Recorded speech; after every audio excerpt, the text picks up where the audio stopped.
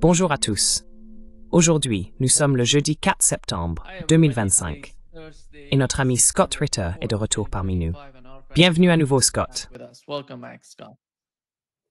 Merci de m'avoir invité.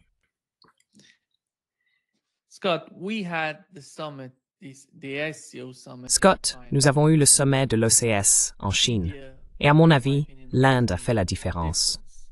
Après des années, ils ont participé à ce type de rassemblement. Tout d'abord, pourquoi l'Inde a-t-elle décidé de participer? Était-ce lié aux négociations? Parce que le ministre chinois des Affaires étrangères s'est rendu en Inde avant cela. Il semble qu'ils aient officiellement tout mis en œuvre, vous savez. Faciliter le processus de prise de décision du côté indien. Qu'avez-vous visto ça?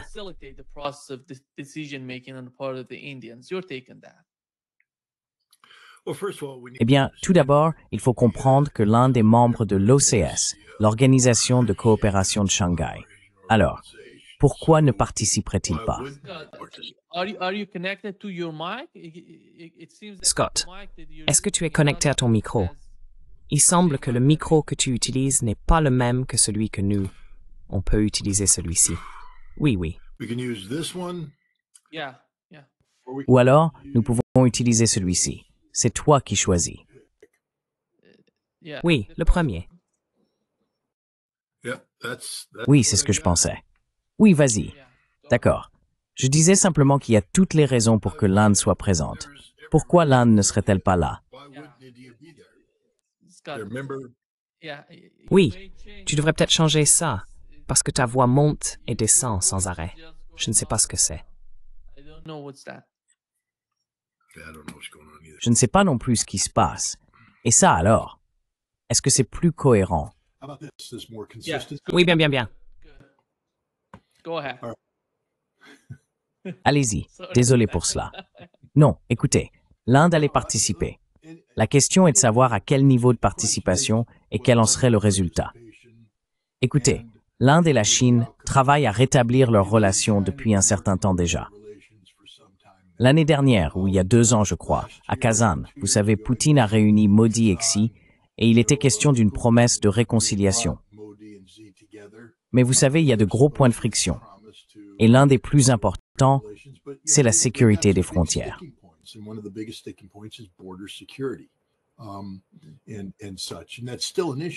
Et c'est toujours un problème. Vous savez, les gens ont tendance à oublier qu'en 2020, des soldats indiens et chinois se sont entretués à cette frontière et il continue d'y avoir aujourd'hui des niveaux de tension très élevés. Il y a aussi des inquiétudes concernant le commerce, la domination économique de la Chine dans la région Indo-Pacifique et des préoccupations du côté indien que, s'ils ne développent pas la capacité de résister à la Chine, ils seront affaiblis par la domination économique chinoise. Il y a également des inquiétudes concernant la relation entre la Chine et le Pakistan.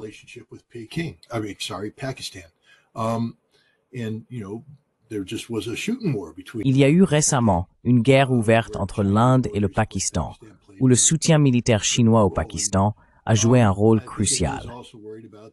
Je pense aussi que l'Inde s'inquiète du rapprochement entre la Russie et la Chine. L'Inde a toujours considéré la Russie comme un pilier pour ses achats d'armement et d'autres aspects similaires, et elle observe ce rapprochement avec attention. Il y avait donc une forte incitation pour l'Inde à freiner son engagement total dans les BRICS et l'OCS, à rester prudente et à voir ce que l'Occident pouvait offrir. Mais l'Inde a découvert que l'Occident n'offrait rien, en particulier les États-Unis. Les États-Unis cherchent à traiter l'Inde comme une propriété coloniale, exigeant qu'elle viole des questions cruciales de sa souveraineté, notamment dans ses choix en matière de sécurité énergétique, comme la provenance de son pétrole et de son gaz.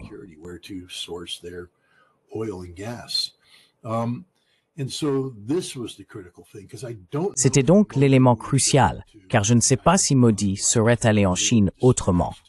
Il aurait probablement envoyé son ministre des Affaires étrangères, et ainsi de suite.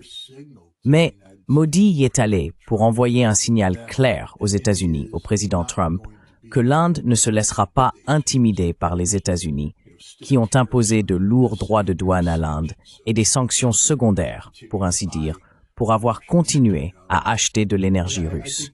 Et je pense qu'il s'agit d'un changement stratégique. Il reste encore beaucoup de problèmes, mais les Indiens, avec les Russes et les Chinois, ont entamé un dialogue destiné à surmonter ces problèmes et à solidifier leurs relations. Maintenant qu'elle est cimentée par leurs objections communes à la poursuite de l'hégémonie mondiale par les États-Unis, fondée sur un ordre international basé sur des règles dont la Russie et la Chine se sont détachées il y a longtemps. Et il semble maintenant que l'Inde s'en détache également.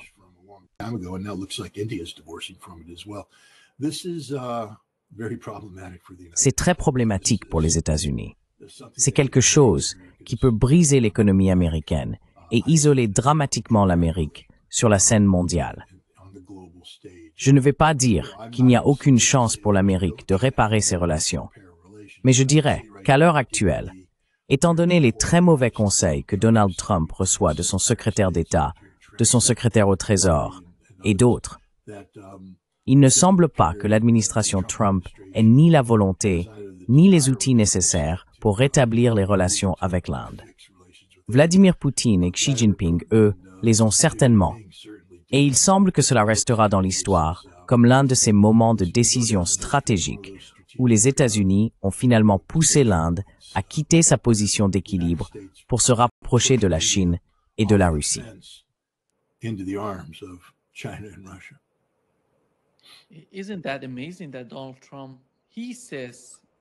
N'est-ce pas incroyable que Donald Trump dise qu'il est trop tard pour que l'Inde revienne? Je ne sais pas ce qui se passe dans sa tête.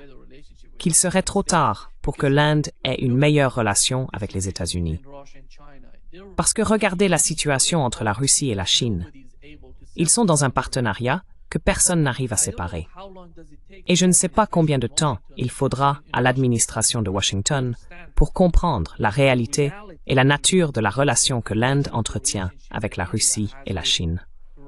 Il me semble que, dans un avenir proche, il sera trop tard pour les États-Unis d'améliorer cela, tout comme cela s'est produit dans le cas de la Chine et de la Russie.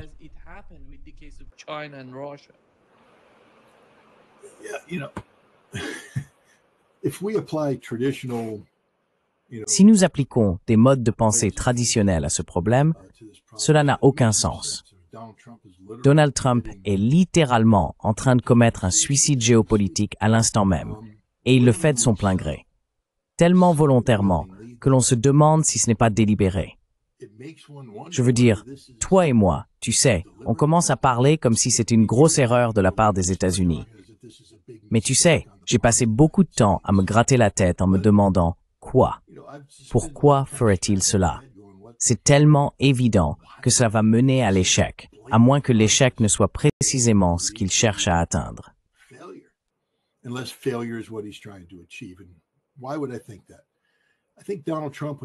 Et pourquoi penserais-je cela? Je pense que Donald Trump, lorsqu'on analyse ses discours passés, a évoqué le fait que l'Amérique est largement surengagée à travers le monde. Nous avons endossé le rôle de gendarme du monde. Nous nous sommes engagés ici, là-bas, partout, et nous avons dilué notre force. Et puis, si l'on regarde certaines des politiques fondamentales qu'il a mises en place, je crois que Trump s'oriente vers une forteresse Amérique, qui laisse la réalité de cette liberté des engagements extérieurs.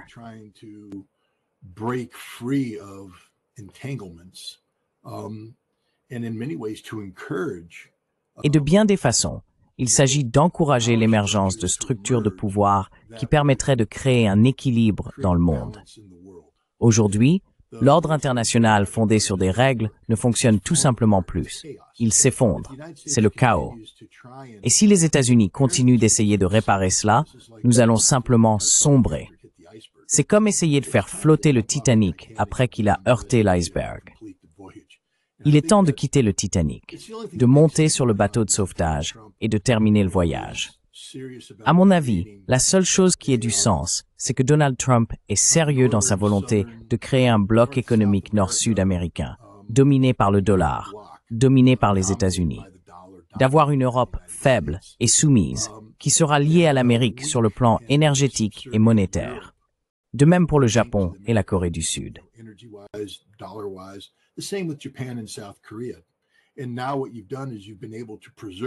Et maintenant, ce que vous avez fait, c'est que vous avez réussi à préserver une certaine forme de domination du dollar, qui permettra au dollar de survivre même après que le reste du monde, le Sud global, se soit débarrassé du dollar, ce qui est la direction que prennent actuellement les Russes, les Chinois et les Indiens. Maintenant, ce n'est pas quelque chose que Donald Trump peut exprimer publiquement. Tout d'abord, il y aurait énormément d'opposition contre lui. Il utilise donc des atouts, et j'utilise atouts entre guillemets, comme Marco Rubio, le secrétaire Scott Bassett et d'autres, pour créer cette image. L'Amérique est forte. L'Amérique, nous allons insister sur ceci et cela.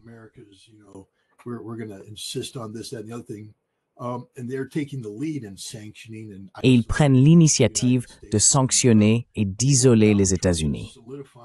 Pendant ce temps, Donald Trump consolide la forteresse Amérique.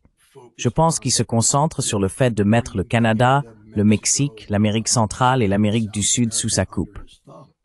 L'un de ses objectifs stratégiques, à mon avis, est de placer le Venezuela sous contrôle américain. C'est une sacrée quantité de pétrole. C'est beaucoup de pouvoir. C'est beaucoup de stabilité à long terme. Je pense aussi qu'il cherche à briser l'emprise de la Chine sur l'Amérique du Sud. Je ne sais pas comment il va s'y prendre, mais toi et moi avons déjà parlé du Brésil et du fait qu'il existe d'importantes forces politiques au Brésil qui s'opposent à Lula, aux BRICS et à tout cela.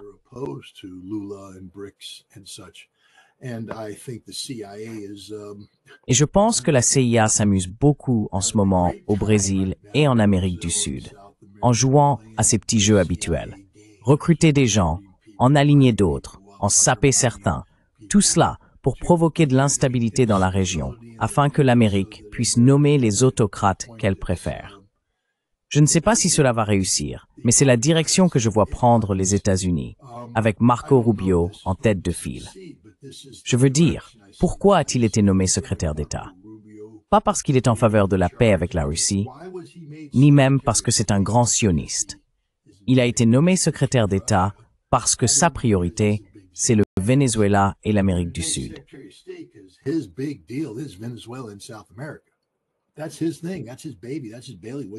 C'est son truc, c'est son projet, c'est son domaine de prédilection. Et maintenant, il est pleinement impliqué. Nous n'abandonnons pas le Groenland. Nous n'abandonnons pas le Canada. Et Trump vient de faire une proposition audacieuse aux Sud-Coréens pour qu'ils vendent ou cèdent des terres à l'Amérique afin d'y installer une base militaire, pour que ce soit un territoire américain.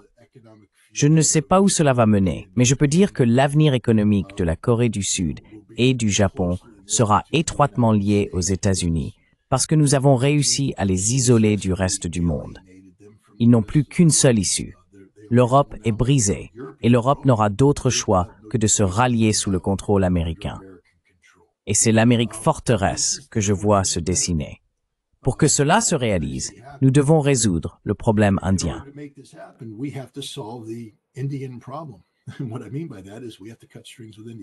Et ce que je veux dire par là, c'est que nous devons couper les liens avec l'Inde. Je ne sais pas si c'est la bonne chose à faire. J'essaie juste de comprendre ce qui a du sens, parce que rien d'autre n'en a. Rien n'a de sens quand il agit ainsi.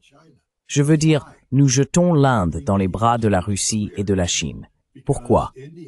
Je pense que la réponse est claire, parce que l'Inde, à bien des égards, représenterait une pilule empoisonnée, ou une pilule potentiellement empoisonnée, pour la relation Russie-Chine. Car il y a tout simplement beaucoup de problèmes entre l'Inde et la Chine qui ne vont pas disparaître. Cette frontière est un gros problème.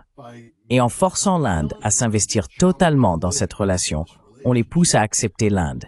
Et maintenant, ils doivent gérer le poison qu'est l'Inde. L'Inde est un pur poison.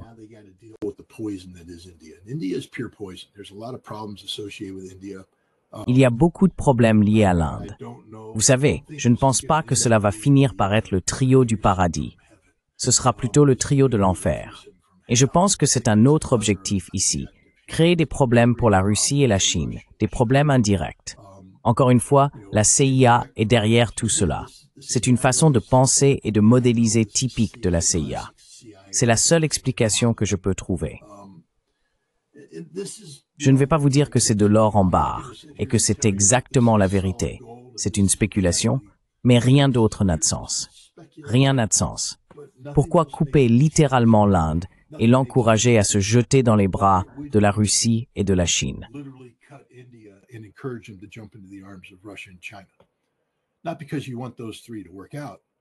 Ce n'est pas parce que vous voulez que ces trois-là s'entendent. C'est parce que l'Inde est une pilule empoisonnée que vous faites avaler aux Russes et aux Chinois. Et parce que vous avez créé une certaine réalité géopolitique. La Chine et la Russie étaient prêtes à accueillir l'Inde. Nous verrons ce qu'il en adviendra. Pour moi, l'histoire la plus importante concerne la Russie et la Chine, et la finalisation de cette guerre, ce gigantesque accord énergétique qui met littéralement fin à grande échelle aux relations énergétiques entre la Russie et l'Europe. Le gaz qui devait être envoyé en Europe au cours des prochaines décennies est désormais destiné à la Chine. La Russie dispose maintenant d'une source de revenus très stable.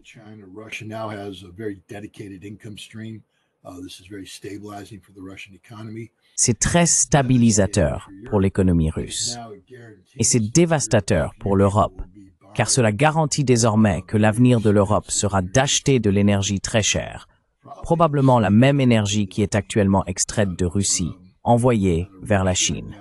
Ensuite, les Chinois la reçoivent, la transforment en gaz naturel liquéfié, la mettent sur un grand navire, la font passer par le Cap jusqu'en Europe et la revendent aux Européens à un prix 3 à 5 fois supérieur. Vous savez, ça m'est égal, l'Europe s'est tiré une balle dans le pied sur ce coup-là. Mais pour moi, c'est ça la grande histoire. Le fait qu'ils aient finalement, après, vous savez, que la Chine n'ait pas voulu se lancer, c'est la stupidité de Trump.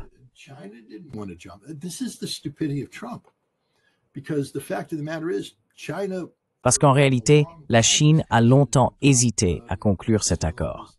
Et la Russie aussi. La Russie a des inquiétudes concernant l'Extrême-Orient, la Chine, la démographie et ce qui va se passer à mesure que la population chinoise augmente. Les Chinois cherchent des terres, ils se tournent vers l'Extrême-Orient et il n'y a pas de Russes dans ces régions. Cela suscite beaucoup de paranoïa. Les Chinois ne veulent pas non plus se limiter, s'associer à la Russie et devenir dépendants de l'énergie russe à long terme. Ils cherchaient des alternatives. Ils apprécient cette diversité, cette sécurité énergétique que procure la diversité. Non, merci États-Unis, merci à Donald Trump.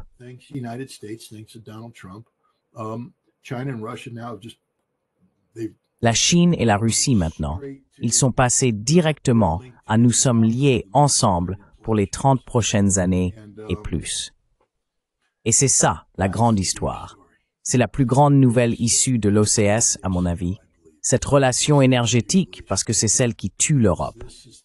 Et aussi, encore une fois, je ne peux m'empêcher de me demander, parce que Trump parle sans cesse de se tourner vers le Pacifique.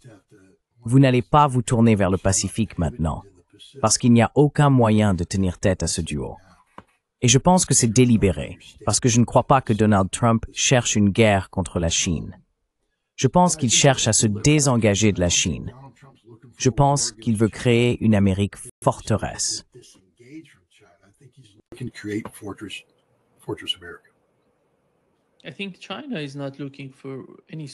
Je pense que la Chine ne cherche aucunement un conflit militaire avec les États-Unis. Comme l'a mentionné Xi lors de la journée de la victoire, il a dit que l'humanité devait, une fois de plus, choisir entre la paix et la guerre, le dialogue et la confrontation, la coopération gagnant-gagnant ou le jeu à somme nulle. Qu'avez-vous pensé du défilé en Chine?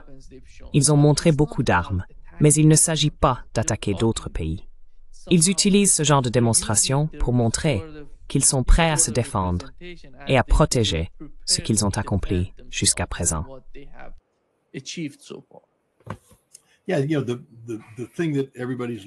Oui, ce sur quoi tout le monde se focalise, ce sont les DF-5C qui ont été exhibés lors du défilé. Oh mon Dieu, c'est la première fois qu'on voit le DF-5C. Mais on a déjà vu le DF-5, il existe depuis longtemps. C'est un très gros missile à carburant liquide. Pas très performant. Pas très performant. On sait ce que c'est.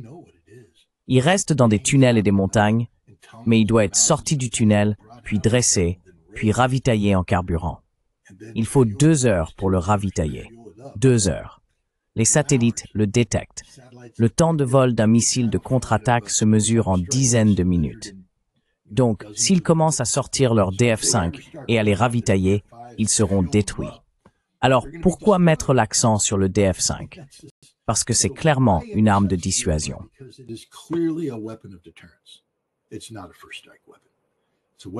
Ce n'est pas une arme de première frappe. C'est une arme de dissuasion. Le nouveau DF-5C transporte 12 ogives, un gros missile.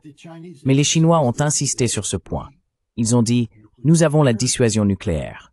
Ils auraient pu mettre davantage en avant, de façon plus directe, leurs DF-41, qui sont à propergol solide.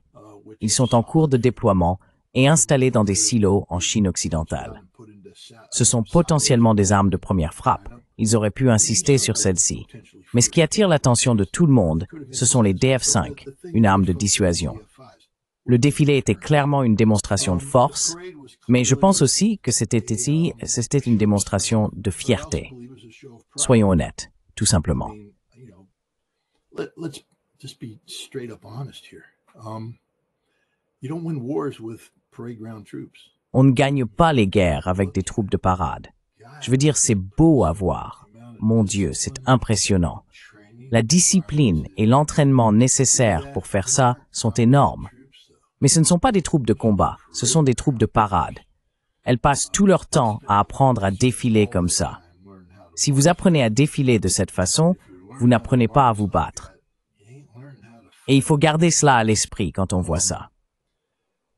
Maintenant, cela ne veut pas dire que la Chine n'a pas de troupes capables de se battre. Je suis sûr qu'ils en ont. Je suis sûr qu'ils ont en ce moment des soldats face à Taïwan qui sont tout à fait capables de faire la guerre. Mais ce n'est pas ce qui était montré. Il y a une raison pour laquelle l'Amérique ne fait pas cela.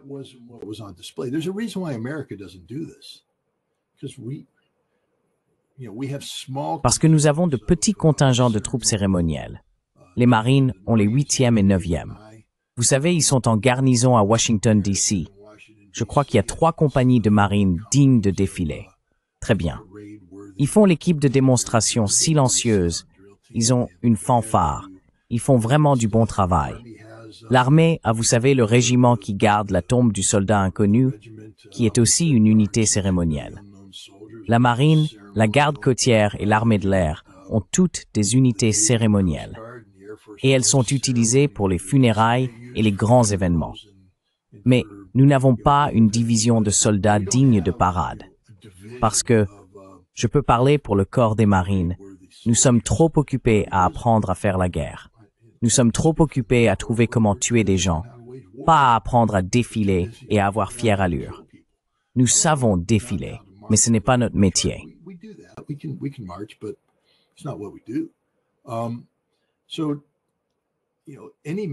Donc, vous savez, tout militaire regarde les Chinois en se disant « vraiment impressionnant ».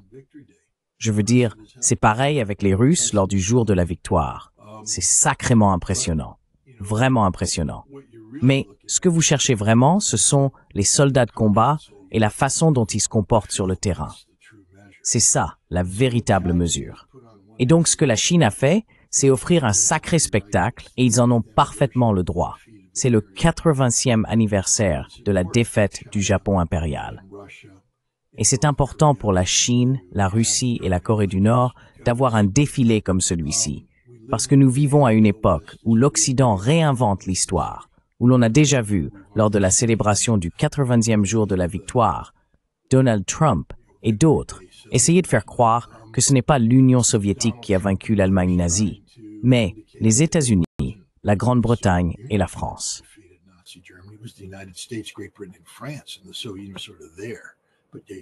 Et l'Union soviétique était en quelque sorte présente, mais ils n'auraient pas pu le faire sans nous. Nous étions les meilleurs. Vous savez, c'est absurde. C'est la même chose pour la défaite du Japon. Oui, je veux dire, je viens d'un milieu de corps des marines. Nous, vous savez, nous nous sommes fait les dents sur les campagnes de saut d'île en île, je veux dire Guadalcanal, Tarawa, Iwo Jima, Okinawa, Peleliu, Saipan, Guam et ainsi de suite. Ce sont ces batailles qui ont forgé la réputation du corps des marines. Mais Vous savez, en termes d'ampleur et d'échelle de ce que les Russes ou les Soviétiques faisaient face aux Allemands, ce n'était que de petites batailles, de minuscules îles. Des combats intenses, sanglants, importants pour faire progresser notre capacité aérienne, notre capacité de projection aérienne. Iwo Jima était Tough parce que nous avions besoin de ces terrains d'action pour que les bombardiers puissent bombarder ce Japon, terrain qui aurait sinon tué Perthulfskud dans le Pacifique.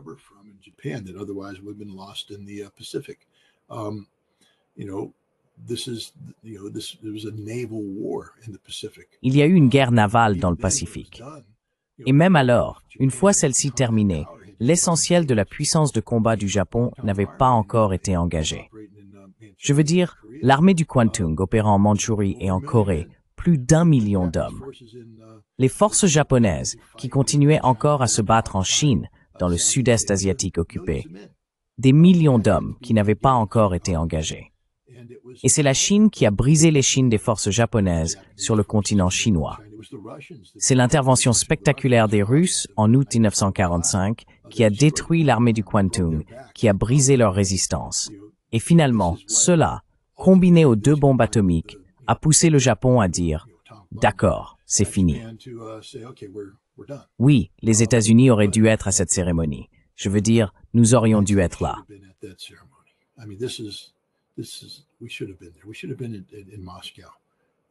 Nous aurions dû être à Moscou parce que nous avons joué un rôle dans cette guerre, un rôle important, un rôle crucial.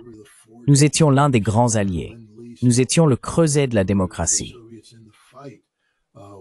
Notre programme de pré-bail a aidé à maintenir les Soviétiques dans la lutte. Nous aidions les Chinois avec la Hump, en transportant des avions et du matériel au-dessus de l'Himalaya pour assurer le soutien logistique des forces chinoises. Nous avions les tigres volants, les hommes de Sheno, là-bas, menant des opérations aériennes contre les Japonais. Et puis bien sûr, il y a ce que nous avons fait après Pearl Harbor. L'immense campagne où nous avons construit cette marine gigantesque et conquis le Pacifique. Nous aurions dû être là parce que nous avons joué un rôle très important dans cette victoire.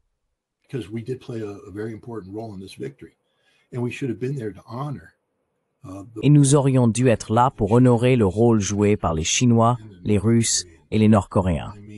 Je veux dire, il faut respecter son histoire. Il faut respecter la totalité de l'histoire. Et tout doit être équilibré.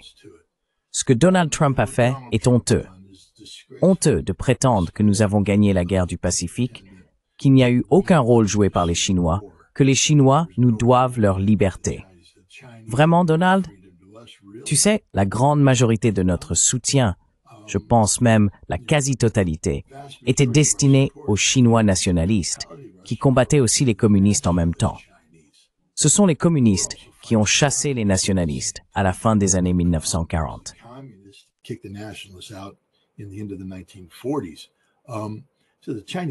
Donc, les communistes chinois ne nous doivent rien, enfin, sauf indirectement. Il faut simplement apprendre notre histoire. Nous devons respecter l'histoire. Nous ne reconnaissons pas le rôle joué par les Russes, qui ont perdu des centaines de milliers d'hommes pour briser l'armée japonaise. Que se serait-il passé si la Russie n'était pas intervenue?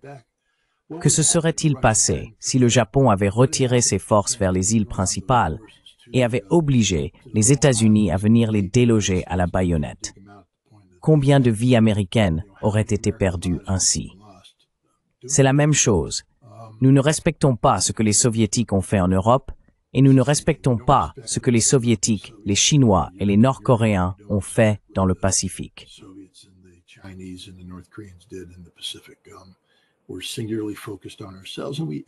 Nous sommes entièrement centrés sur nous-mêmes et d'une certaine manière, nous manquons de respect au sacrifice des Américains qui sont morts en combattant les Japonais et les Allemands. Car je ne pense pas qu'il y en ait un seul parmi eux qui voudrait que leur rôle soit minimisé ou exagéré. Ce qu'ils ont accompli était fantastique, héroïque, essentiel à la victoire. Et cela doit être reconnu comme tel. Mais personne ne veut recevoir le mérite de quelque chose qu'il n'a pas fait. Personne ne souhaite cela. Maintenant, les gens veulent, vous savez, si vous devez recevoir du crédit, recevez-le pour ce que vous avez fait. Et ce que nous avons fait était beaucoup. Ce que nous avons fait était suffisant. Ce que nous avons fait a contribué à créer les conditions de la victoire. Mais il n'y a personne qui souhaite qu'on lui attribue la gloire qui revient à d'autres.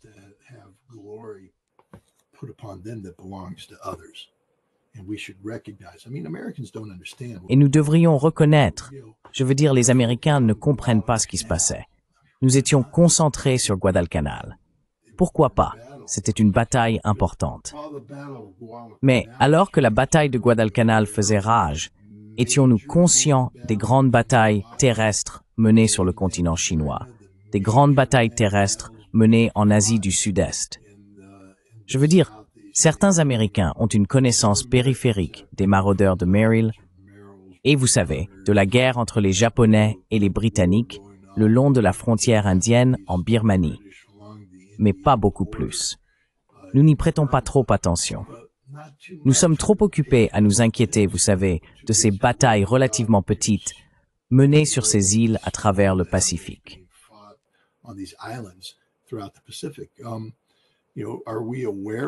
Savez-vous si nous sommes conscients de l'offensive russe qui a brisé l'armée japonaise? Vous savez, les combats de Khalkhin Gol et d'autres batailles qui ont eu lieu. Vous savez, la prise de Port Arthur. Je veux dire, les Russes ont perdu des centaines de milliers d'hommes dans ces combats. Des centaines de milliers. Ce n'était pas rien. C'était une guerre terrestre à grande échelle. Et vous savez, nous l'ignorons complètement. Nous sommes totalement ignorants du rôle joué par nos alliés dans la défaite stratégique de l'Allemagne nazie et du Japon impérial. Scott, voici ce que Donald Trump a dit à propos du défilé militaire chinois.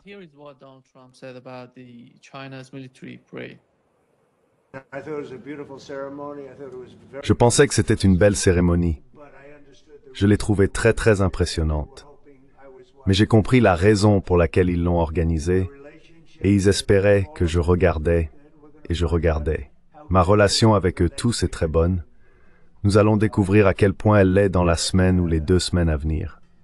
Je pense que nous avons beaucoup aidé la Chine, comme vous le savez, lorsqu'ils parlent de liberté.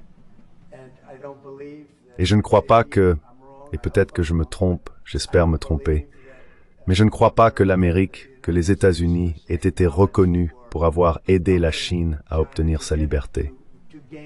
Peut-être que ce n'était qu'un tour de passe-passe. Je veux dire, j'ai été très surpris. J'ai regardé le discours hier soir. Le président Xi est un ami à moi, mais je pense que les États-Unis auraient dû être mentionnés hier soir pendant ce discours. Nous avons beaucoup aidé la Chine.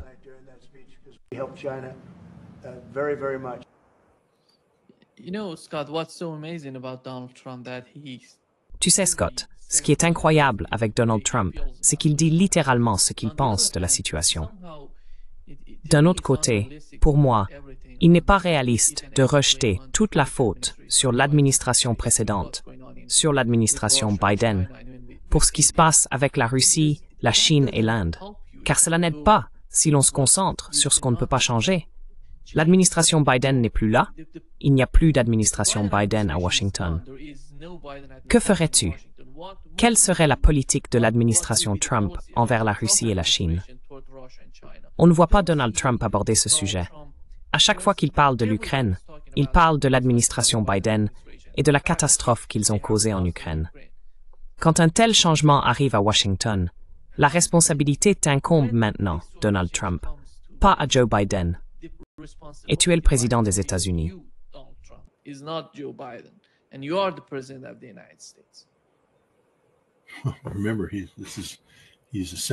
Rappelez-vous, il s'agit d'un président en 2e mandat. Son premier mandat a eu lieu avant Joe Biden. Et il est temps que les gens commencent à examiner de plus près la politique étrangère de Donald Trump lors de sa première administration et les décisions qui ont été prises concernant la Russie, la Chine et l'Inde. Car Donald Trump est directement responsable du monde tel qu'il est aujourd'hui.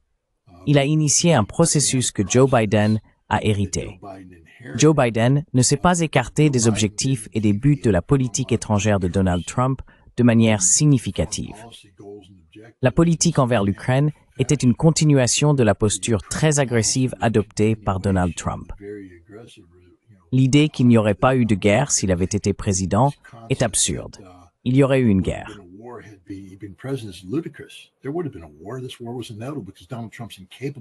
Cette guerre était inévitable parce que Donald Trump était incapable de faire les compromis nécessaires pour l'éviter. Et cette guerre aurait eu lieu de toute façon. Il lui est simplement commode, en ce moment, d'en rejeter toute la faute sur Joe Biden. Mais ce n'est pas Joe Biden qui a installé 20 stations de la CIA en Ukraine entre 2017 et 2021, lorsque Donald Trump a quitté ses fonctions. Ce n'est pas Joe Biden non plus qui a mené des politiques très agressives contre la Chine, guerre commerciale, politiques concernant Taïwan qui ont encore plus aliéné la Chine. Joe Biden s'est contenté de poursuivre ces politiques. Ce n'est pas Joe Biden qui a aliéné l'Inde, c'est Donald Trump, en s'opposant aux ventes d'armes russes, etc. Donald Trump vit donc dans un pays imaginaire, je veux dire, dans un monde de fantasmes qu'il s'est construit lui-même.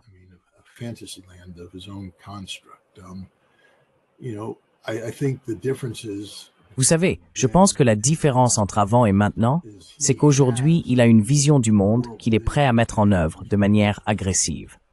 Je crois que lors de son premier mandat, il avait des concepts vagues, mais il ne savait pas vraiment ce qu'il essayait d'accomplir, ni comment il comptait s'y prendre. Mais le temps qu'il a eu entre son premier et son second mandat, à observer Joe Biden, lui a permis d'élaborer une vision qu'il essaie, selon moi, de mettre en œuvre aujourd'hui. Mais pour y parvenir, il doit prendre ses distances avec ses politiques passées. Et il le fait grâce au véhicule commode que représente Joe Biden, en lui attribuant la responsabilité de tout. Mais en réalité, presque tous les problèmes auxquels Donald Trump est confronté aujourd'hui sont des problèmes qu'il a lui-même créés lors de son premier mandat.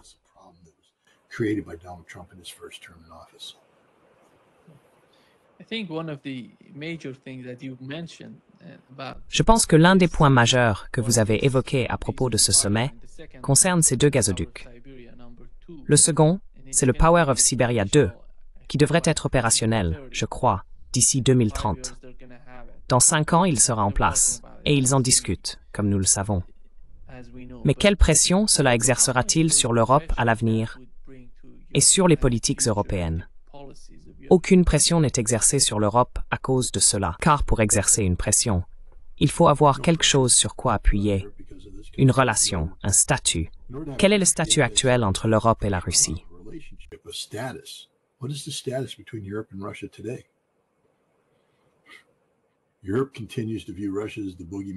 L'Europe continue de considérer la Russie comme le grand méchant loup et l'utilise comme justification pour des politiques qui entraînent la destruction économique et l'isolement géopolitique de l'Europe. La Russie s'est détachée de l'Europe. Elle n'a pas besoin de l'Europe. À bien des égards, elle ne veut pas de l'Europe. Elle n'a aucun désir pour l'Europe. C'est donc une déclaration de finalité. Vous savez, en gros, ce gaz était censé être développé pour l'Europe. C'était la source de sécurité énergétique à long terme de l'Europe.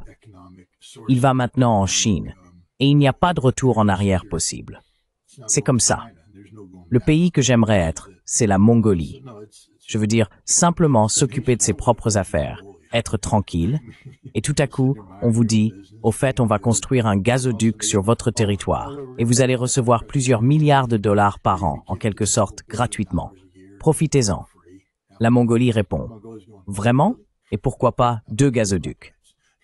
La Mongolie, ce sont eux qui disent, attendez quoi? On a gagné à la loterie. Donc, tant mieux pour la Mongolie.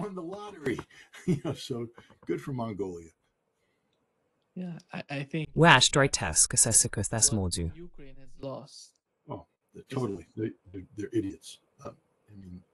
Oh, totalement. Ce sont des idiots. La collusion ukraino-européenne en matière d'idiotie est sans précédent dans l'histoire moderne. Littéralement, si on avait pu remonter le temps jusqu'en 2020 et écrire un article disant « Listez les 10 choses qui, si vous les faisiez, entraîneraient la destruction totale de l'Europe et de l'Ukraine », ils les ont toutes faites. Et ils en ont ajouté plein d'autres, juste pour être sûrs. C'est sidérant ce qu'ils ont fait, et pourquoi ils l'ont fait. Scott,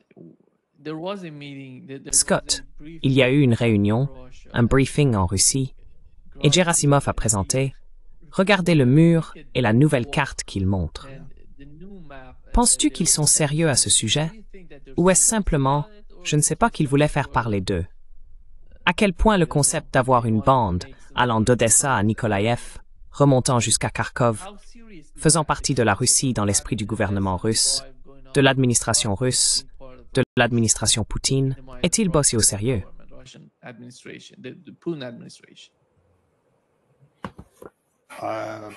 Let me put it this way. Permettez-moi de le formuler ainsi. Ayant étudié la Russie, l'armée et la présidence russe depuis plus de 25 ans, je peux affirmer que l'armée russe n'agirait pas de son propre chef. Autrement dit, si Gerasimov se réveillait un jour en disant « Allez-y, faites cette carte, affichez-la au mur pour que le monde entier la voie », il y aurait des conséquences. S'il prenait la présidence par surprise, Gerasimov perdrait probablement son poste et il en irait de même pour tous ceux impliqués dans cette très mauvaise décision. Donc je pense que l'apparition de cette carte à cet endroit précis était un acte délibéré, coordonné avec la présidence russe, et cela envoie un message clair.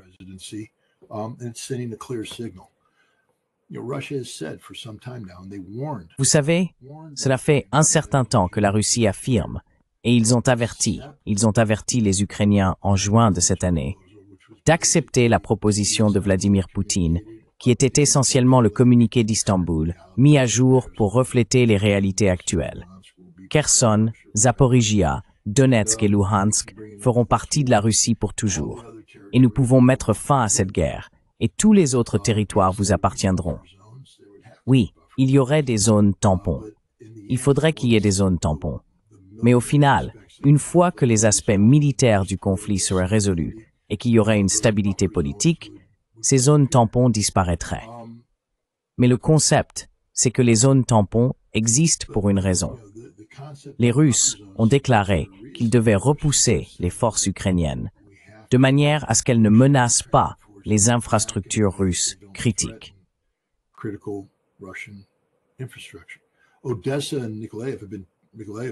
Odessa et Mykolaïv ont été transformés en base de lancement pour les ressources militaires ukrainiennes utilisées pour frapper la Crimée, Krasnodar et le sud de la Russie. Je pense que ce que nous voyons ici est un reflet de la réalité. Lorsque ce conflit prendra fin, tout d'abord, quoi qu'il arrive, lorsque ce conflit prendra fin, Odessa et Mykolaïv seront occupés par les Russes en tant que zone tampon. C'est simplement ainsi que cela va se passer. Mais je pense que ce que la Russie dit, c'est « et vous ne les récupérerez jamais ». Parce que l'Ukraine, avec les Britanniques et d'autres, a utilisé Odessa pour frapper la Crimée. Or, on ne peut pas parler de sécurité pour la Crimée si Odessa est entre les mains d'un ennemi potentiel. Je pense que la Russie a pris cette décision.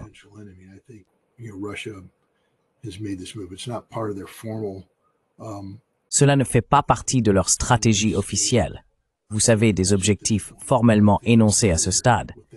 Mais je pense qu'il est clair avec cette carte que lorsque cette guerre prendra fin, Odessa et Mykolaïv feront partie de la Fédération de Russie. Et c'est simplement le prix que l'Ukraine paye pour avoir été stupide. Et s'il continue, je pense qu'une autre carte sera produite. Celle-là montrera Dnipropetrovsk, Kharkiv et Soumy comme faisant partie de la Russie. Et s'ils veulent continuer à jouer à des jeux stupides, alors les Russes peuvent, vous savez, avancer vers Tchernihiv. Où vont-ils s'arrêter? Ils s'arrêteront là où ils doivent s'arrêter pour atteindre leurs objectifs.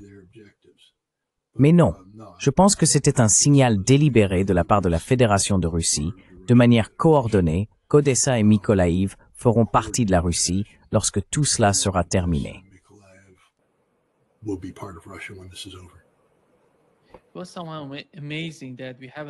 C'était assez étonnant que nous n'ayons rien entendu au sujet de l'Ukraine pendant le sommet, ni dans les suites du sommet. Il semble que, je ne sais pas s'ils en ont parlé, et ont réussi à le garder hors de portée des médias, mais il ne semblait même pas que la Chine voulait que la question ukrainienne soit abordée sur cette plateforme. Qu'en avez-vous pensé? I actually think it was talked about. For instance, Je pense en fait que cela a été évoqué. Par exemple, Poutine et Kim Jong-un ont parlé de l'implication nord-coréenne à Kursk, et Kim Jong-un a clairement indiqué que la Corée du Nord soutient la Russie, du genre « vous appelez, nous venons ». Poutine a parlé très positivement de l'héroïsme des forces nord-coréennes qui ont combattu à Kursk. Donc, il est évident qu'ils en ont parlé. Concernant les Chinois, je pense qu'une des hésitations de la Chine ces dernières années à signer le nouvel accord sibérien 2 vient du conflit en Ukraine et de l'instabilité que ce conflit engendre. Je pense que la signature de cet accord est la plus grande déclaration que la Chine puisse faire pour montrer qu'elle soutient pleinement la Russie.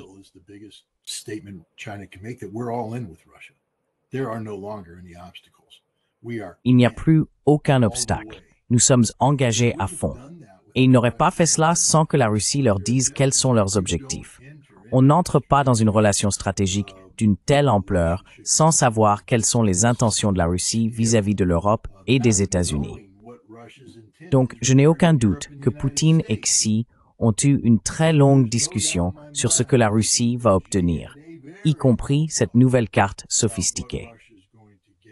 Je veux dire, la Russie a dit « au fait, Odessa », et les Chinois ont répondu « d'accord, tu dois faire ce que tu dois faire, on te soutient. Et pour prouver qu'on te soutient, voici ce contrat énergétique de 30 ans. Signé, scellé, livré, c'est fait. »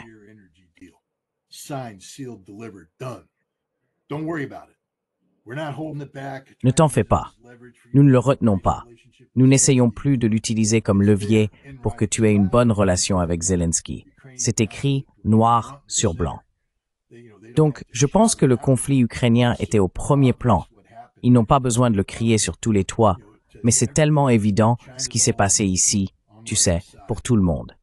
La Chine soutient totalement la Russie dans ce conflit. La Corée du Nord soutient totalement la Russie dans ce conflit. Et j'ose dire, parce que les Russes aiment traiter les choses en termes de responsabilité et d'obligations réciproques, la Russie soutiendra totalement la Chine sur Taïwan si jamais le moment devait arriver.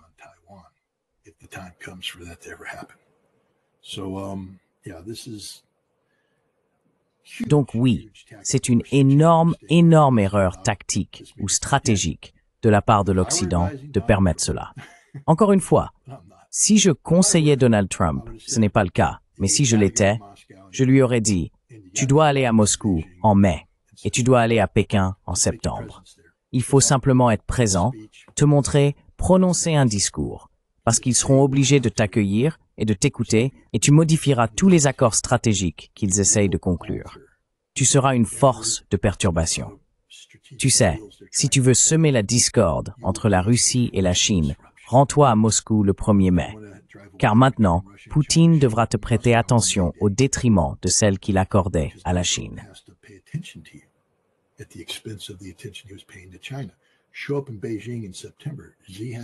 Présentez-vous à Pékin en septembre. Xi doit vous prêter attention. Cela signifie qu'il doit consacrer moins de temps à Poutine. Et il ne va pas vous provoquer en signant des accords à ce moment précis qui pourraient vous mettre mal à l'aise parce que vous avez fait ce grand geste en venant à Pékin. Au lieu de cela, il est resté chez lui et a fait des déclarations stupides sur les deux sujets.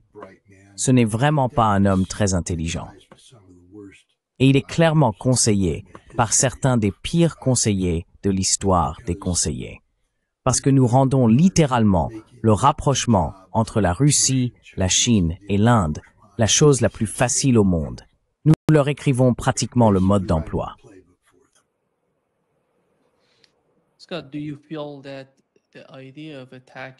Scott, pensez-vous que l'idée d'attaquer ou d'entrer dans un conflit militaire avec la Chine, une idée évoquée par le chef de l'armée américaine au Japon, qui a déclaré sous l'administration Biden qu'en 2025, il y aurait une forme de conflit avec la Chine, pensez-vous que cette idée a disparu à Washington, ou allons-nous encore la voir, compte tenu de la nouvelle administration, l'administration Trump? Et avant que vous ne répondiez, voici ce qu'a dit l'ambassadeur américain auprès de l'OTAN sur Fox News.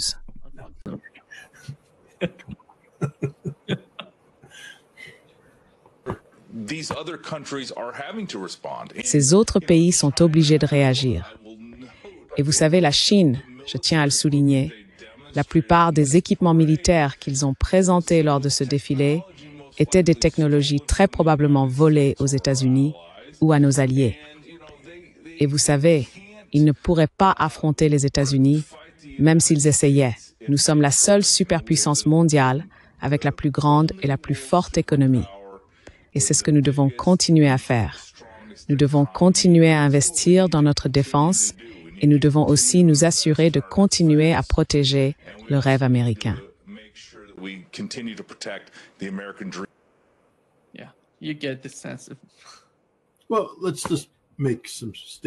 Eh bien, énonçons simplement quelques faits ici. Il s'agit de l'ambassadeur américain auprès de l'OTAN. Il n'a aucune expérience militaire, absolument aucune. Si vous lui donniez un M16, il ne saurait pas comment le démonter, le remonter, tirer avec, etc. Il était procureur, je crois, dans l'Idaho, peut-être dans le sud de l'Idaho, où il s'est fait une réputation pour avoir arrêté, vous savez, des trafiquants ou des passeurs de drogue. Bravo, bon travail, vraiment. C'est tout. Voilà son expérience. Il ne connaît rien à rien. Et maintenant, il est à l'OTAN à faire des déclarations stupides. C'est encore un de ces types que si je conseillais le président, je dirais de le renvoyer immédiatement avec préjudice et d'envoyer un signal.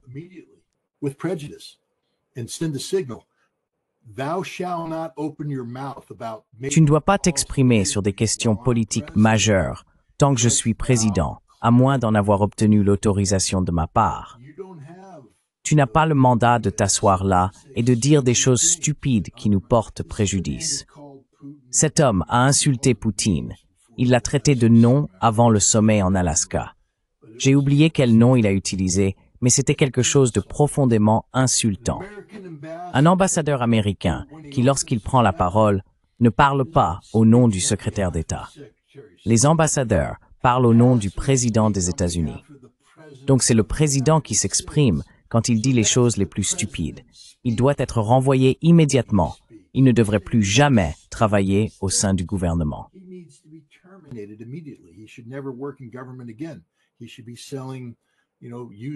Il devrait vendre des voitures d'occasion quelque part dans l'Idaho, mais il ne devrait jamais avoir de responsabilité liée à la sécurité nationale des États-Unis. Parce que non seulement il nous met dans l'embarras en Europe et en Ukraine, non seulement il essaye de saper les politiques du président visant à améliorer les relations avec la Russie, mais maintenant, il dit des choses stupides sur la Chine, des choses totalement absurdes. La seule bonne nouvelle, c'est que la Chine s'en fiche complètement. C'est juste un idiot chauve, vous savez, un type qui se rase la tête tous les matins en pensant qu'il a le style de Telly Savalas, alors qu'il n'a que de la stupidité. Vous voyez, ce type incarne vraiment le statut de crétin. Et je sais que je viens d'insulter tout le monde, parce que ce sont des termes politiquement incorrects, mais je ne sais pas quoi dire d'autre à propos de ce type. Ce qu'il a fait ici est humiliant.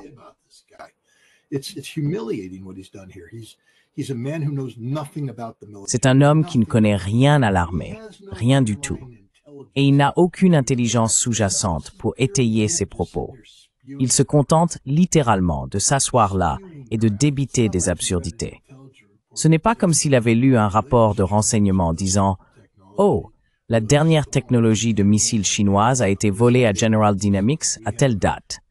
Nous avons des raisons de croire, en examinant les plans, que cela a été intégré. » Il ne sait rien de tout cela.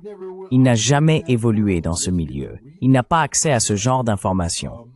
Donc il est juste là à dire des bêtises, et on le laisse faire. C'est ça qui est frustrant. Ce n'est pas la première fois.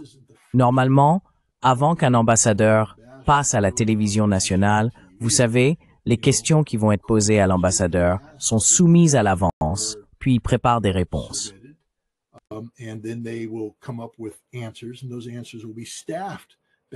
Et ces réponses seront renvoyées au département d'État, à la Maison-Blanche, parce que, encore une fois, l'ambassadeur, quand il prend la parole, qu'il s'agisse d'un homme ou d'une femme, parle comme s'il était le président.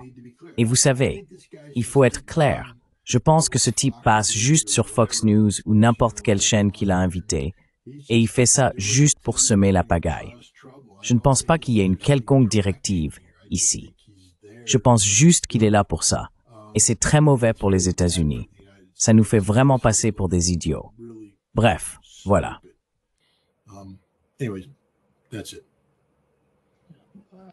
Mais voyez-vous la possibilité d'un conflit militaire direct entre les États-Unis?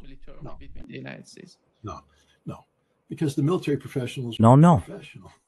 Parce que les professionnels de l'armée sont des professionnels. Nous ne sommes pas suicidaires. On peut nous demander de nous préparer à la guerre, et nous le ferons. Mais analysons un peu la situation. Le corps des marines, lorsque Biden est devenu président, le nouveau commandant, il s'appelait Berger, a procédé à une restructuration radicale du corps des marines pour essayer de positionner le corps afin qu'il soit à la hauteur des responsabilités découlant de la nouvelle stratégie de sécurité nationale et des directives du secrétaire à la Défense. Il a examiné ce que possédait le corps des marines et a dit « Nous fonctionnons avec des systèmes hérités et une doctrine dépassée, et nous ne pouvons pas remplir nos responsabilités. »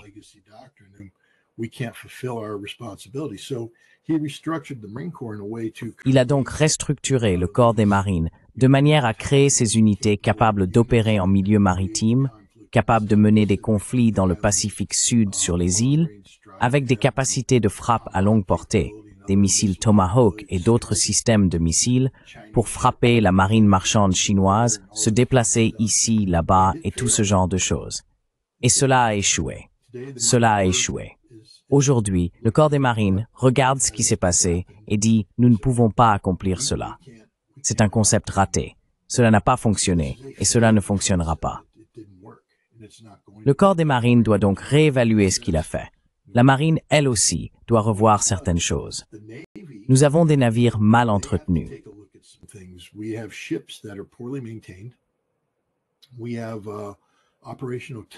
Nous avons un rythme opérationnel et des pénuries de personnel qui font que des personnes non qualifiées se retrouvent à la barre de ces navires, ce qui les conduit à percuter des pétroliers, à se rentrer dedans ou à s'échouer sur des récifs.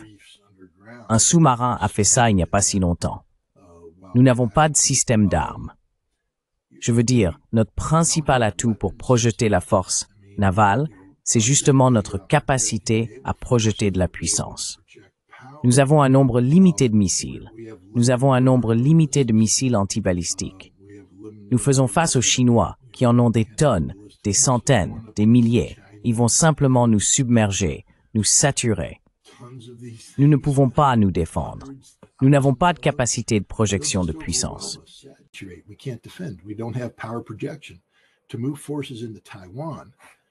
Pour déployer des forces à Taïwan, pendant longtemps, nous n'avions pas d'ordre opérationnel pour Taïwan parce que c'était illégal de le faire. Ce qui a été fait, je crois, c'est qu'ils ont pris le plan de guerre pour la Corée du Sud, qui consiste essentiellement à déplacer des centaines de milliers de soldats des États-Unis vers la Corée du Sud. Et ils ont simplement dit, nous allons faire certains ajustements pour affecter ces troupes à Taïwan. Mais le problème, c'est que nous n'avons pas un groupe supplémentaire de force. Si nous commençons à envoyer des troupes à Taïwan, nous ne pouvons plus défendre la Corée du Sud. Nous n'avons pas la capacité de faire les deux en même temps. Et nous n'avons pas les troupes à envoyer à Taïwan. Elles ne sont pas prévues à cet effet.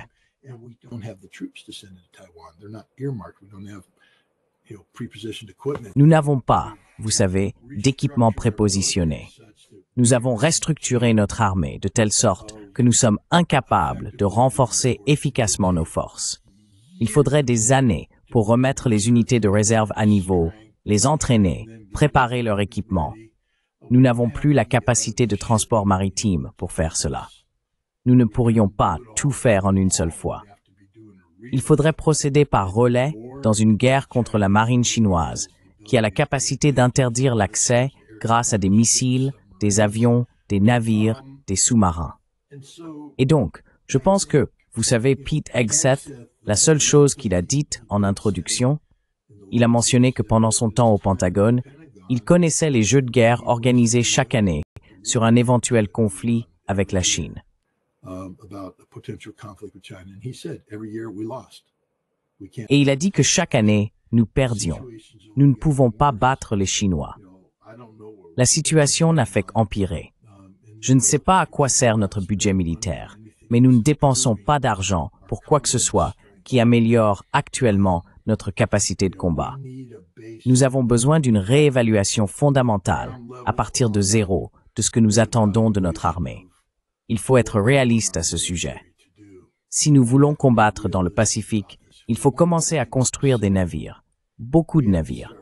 Et il faut doubler ou tripler la taille du corps des marines, ou mettre les unités de l'armée de terre à niveau en matière d'opérations de guerre amphibie.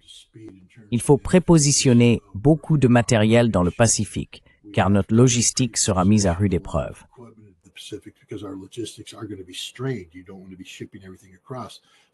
Vous ne voulez pas tout transporter d'un continent à l'autre, donc il va falloir impliquer l'Australie.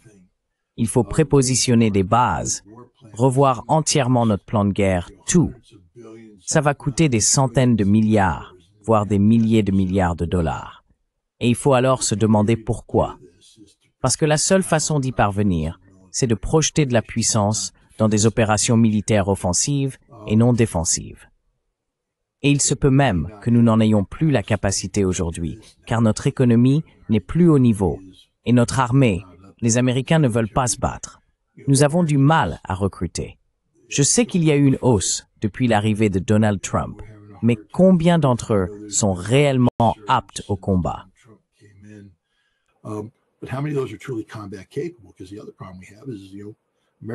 Parce que l'autre problème que nous avons, c'est que l'Amérique est devenue le pays des corps en surpoids.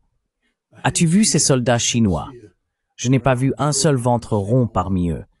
Franchement, ces gars étaient en forme. C'est peut-être ce qui arrive quand on mange du riz et du poulet maigre. Je ne sais pas.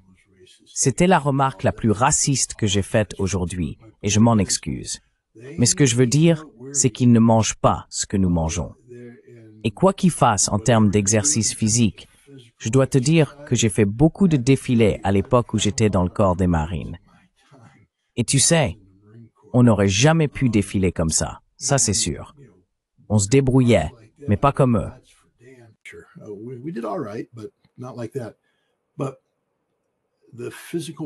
Mais la condition physique nécessaire pour faire ce que ces gars-là ont fait, la discipline, la précision, ce sont des soldats en excellente forme.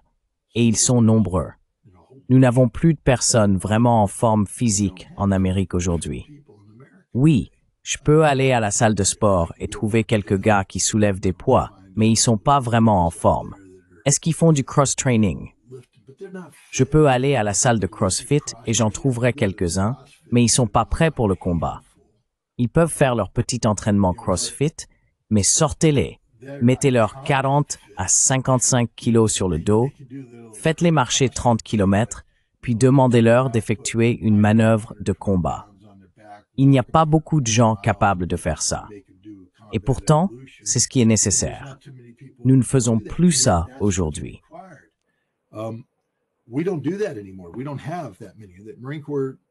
Nous n'en avons pas tant que ça.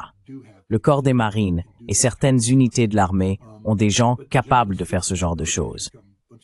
Mais de manière générale, notre armée est devenue un groupe de gros garçons, de grosses femmes, hors de forme, incapables d'accomplir une quelconque mission sous stress ou en conditions de combat.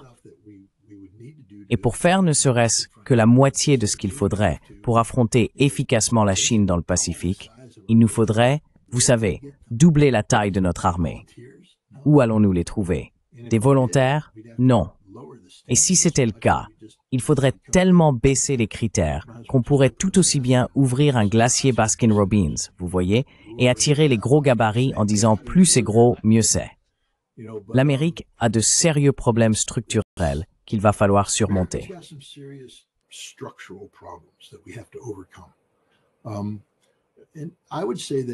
Et je dirais que plutôt que de passer tout ce temps à réparer des choses militaires qui n'ont pas besoin de l'être, nous n'avons pas besoin de faire cela. Je crois que nous devons avoir la capacité de nous défendre. Je crois que nous devons avoir l'une des meilleures armées du monde. Je crois que nous avons le devoir et l'obligation de créer une armée telle que quiconque chercherait à nous attaquer ou à menacer notre sécurité nationale comprenne qu'il ferait face à une force militaire très compétente et qui pourrait très bien les vaincre au combat. Je veux que le monde ait peur de l'armée américaine, qu'il ait peur d'attaquer l'Amérique. Mais je ne pense pas que le monde doive se réveiller chaque matin en voyant une flotte américaine au large de ses côtes. Ce n'est pas notre rôle ni notre responsabilité.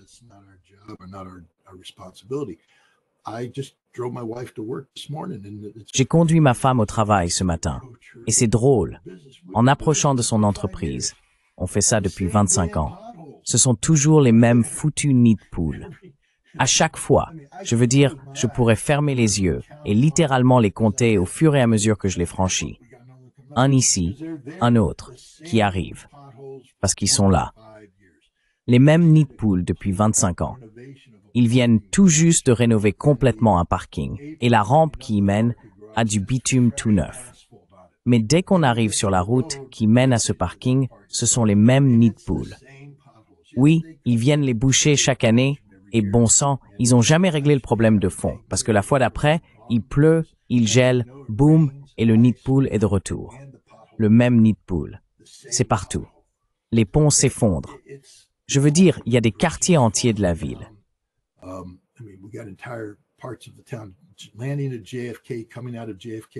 Atterrir à JFK, sortir de JFK, c'est tout simplement une honte nationale. J'ai atterri à JFK et tous les, vous savez, pas les escalators, les tapis roulants, vous savez, moi j'ai tendance à marcher, mes genoux ne me posent pas de problème, donc j'évite de les prendre. Et c'est mon choix. Mais ils sont là pour les gens qui ont passé de nombreuses heures dans un avion et qui n'ont pas la force de marcher. J'étais récemment en Suisse, à Zurich. Tout fonctionne. J'étais à Moscou. Tout fonctionne. Tout fonctionne. Tout fonctionne. J'étais à JFK. Rien ne fonctionne. C'est une honte. Et c'est là que le monde arrive en Amérique. C'est ce qu'ils voient en premier. Et ensuite, ils sortent et se retrouvent dans cet aéroport en travaux depuis combien de temps déjà? Et la circulation est congestionnée. Le stationnement est horrible. Il faut une éternité pour entrer et sortir.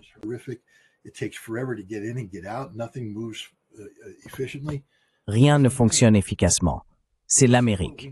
C'est ce que nous devons réparer. Amtrak vient d'installer un train à grande vitesse. Nous relions Boston à Washington, D.C. Comment peut-on avoir un train à grande vitesse si les voies ferrées ne sont pas capables de supporter un trafic à grande vitesse? Et ce n'est pas le cas. Vous savez, tout train à grande vitesse allant de New York à Washington, D.C. doit passer par Philadelphie. Et je vous le dis tout de suite, si vous voulez vous lever pour acheter un cheeseburger au Wagon Bar d'Amtrak, ne quittez pas votre siège en traversant Philadelphie, car le train tangue dans tous les sens et vous êtes secoué dans tous les coins. Et ça, c'est l'Amérique. C'est l'Amérique dans une grande ville, sur un grand corridor nord-sud-est. C'est ça qu'il faut réparer.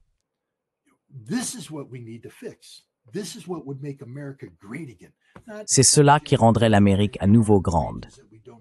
Pas le fait de projeter notre puissance militaire dans des régions où nous n'avons pas besoin de le faire. Si nous voulons sauver Taïwan d'une invasion, alors nous devrions travailler avec les Chinois sur, vous savez, une politique d'un pays, deux systèmes, afin que Taïwan puisse conserver autant que possible ce qui fait sa singularité sans aliéner la Chine continentale. C'est ce que nous devrions faire, pour que nous puissions garder un pied à Taïwan et mettre un pied en Chine. Tirons parti de cette possibilité de paix pour en faire quelque chose qui nous donne la capacité de rivaliser à l'intérieur de la Chine. Non. À la place, nous parlons de dépenser des centaines de milliards de dollars pour développer une capacité militaire que nous ne pouvons pas construire. Nous n'égalerons jamais les Chinois en construction navale. Jamais. Ils produisent des navires à un rythme incroyable.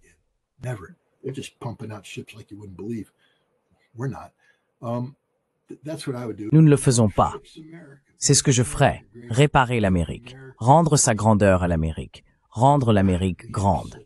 Je veux dire, bon sang, nous avons un tel potentiel dans ce pays, si seulement nous pouvions y arriver. Imaginez si nous pouvions vraiment remettre notre système éducatif sur pied, afin qu'au lieu de diplômer des lycéens qui ont un niveau de lecture de 5e année et aucune compétence en mathématiques, nous diplômions des personnes capables d'intégrer les universités et d'améliorer leur niveau d'éducation, de sorte qu'elles soient un atout pour le marché du travail à leur sortie, et que nous puissions rivaliser avec, vous savez, pourquoi avons-nous besoin d'autant de visas? Est-ce qu'ils savent ce qu'ils font? Les visas que les gens doivent obtenir pour venir, que nous utilisons pour faire venir des Indiens, des Chinois et des personnes ayant certaines compétences techniques. Je ne suis pas contre. Nous sommes le pays de l'immigration. Franchement, je n'ai aucun problème à accueillir, en particulier des personnes hautement qualifiées qui souhaitent devenir citoyens américains. Plus il y en a, mieux c'est. Mais pourquoi en sommes-nous dépendants? Pourquoi ne les produisons-nous pas nous-mêmes? Pourquoi n'avons-nous pas suffisamment de ressources humaines parmi les citoyens américains nés ici, qui sont passés par le système éducatif américain? Au lieu de cela, nous produisons des générations d'échecs qui ne parviennent pas à s'intégrer pleinement. Et cela conduit à la dégénérescence de la qualité de la société. Criminalité élevée, drogue, une société indifférente, des personnes obèses qui ne pourraient même pas servir leur pays, même si elles le voulaient. Voilà les sujets sur lesquels nous devrions nous concentrer. Pas sur la construction d'une armée capable de tenir tête à la Chine à propos de Taïwan.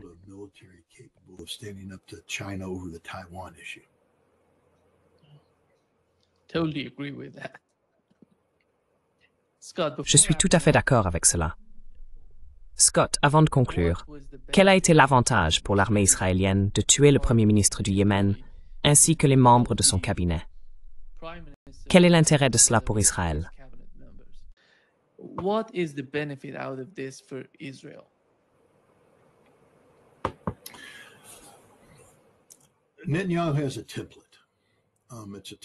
Netanyahou a une méthode. C'est une méthode qui a eu un certain succès contre le Hezbollah. Et il y a fait référence lorsqu'il parlait de frapper l'Iran. Il l'a appelé la méthode Nasrallah. L'idée, c'est de décapiter la direction, de semer le chaos et la confusion, et qu'ensuite la cible s'effondre sous le poids de ses propres inefficacités et hésitations. On fait en sorte que les gens aient peur de rejoindre le gouvernement. Ils ont essayé cela contre l'Iran avec leur frappe de décapitation. Ça n'a pas marché. Maintenant, ils l'ont fait contre les Houthis. Mais vous savez, ils ont éliminé un premier ministre et je crois 11 membres de son cabinet, des responsables du sport et de la santé, pas vraiment des menaces majeures. Mais ils sont remplaçables.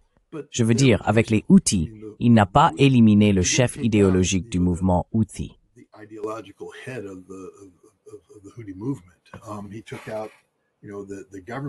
Il a renversé le gouvernement.